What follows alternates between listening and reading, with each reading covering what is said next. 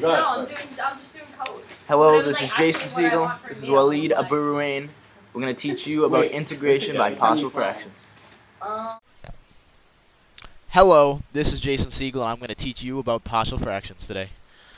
Why, you may ask, do we need to use partial fractions? I will tell you two main reasons. One, use substitution. Can't do it. Don't ask why. Just know that that's not an option. Also, know that we cannot use traditional power rule. So, we're looking to integrate, but our two main sources of integrating we can't use. So, I'm going to give you an example in case you can't visualize this. 1 over x squared minus 5x plus 6. Now, I don't know if you're some kind of genius, but I cannot do this using U substitution or traditional power rule. And if you can, you deserve a goddamn medal. So, what we're going to do here is use partial fractions. So first, we're going to factor this denominator.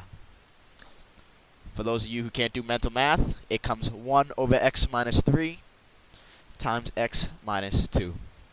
Then, we're going to separate it. Pay attention here, because it gets tricky. And if you're not paying attention to what I'm saying, you're going to lose it. So here we go. This becomes a over x minus 3 and b over x minus 2. We'll add those for the sake of making it equal. Then, we're going to set this new factored denominator as well as over a and b equal to the numerator. So we got 1 equals a over x minus 3 plus b over x minus 2. Now I'm going to ask you, what's the next logical step? I'll give you a minute. Think about it. Correct. We want to find a and b. So what we're going to do is cross multiply.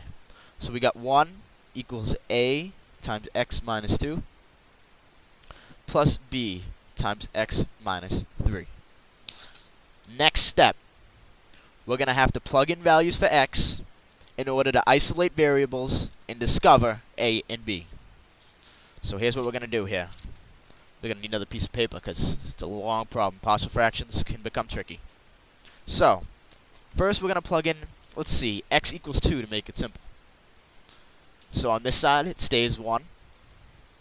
Then it becomes a times 2 minus 2 plus b times 2 minus 3. So clearly the 2 minus 2 is going to cancel out, making a times 0. The a will be gone in this problem. So it becomes 1 equals b times 2 minus 3, negative 1. So 1 equals negative b. Divide the negative out of there. And we got negative 1 equals b. So we now know our b value. We're going to go back to our original right here.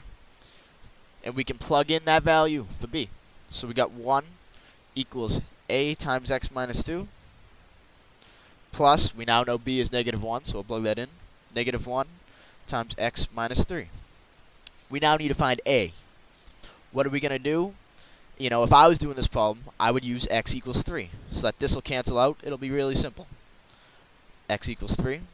So now we get a. 1 equals a times 3 minus 2 plus negative 1 times 3 minus 3. This is all going to cancel out to be 0. And this is going to be 1 equals a times 1, which is just a. So we now know our b and a values. So we're going to go right back up to the original. And we're going to go 1 equals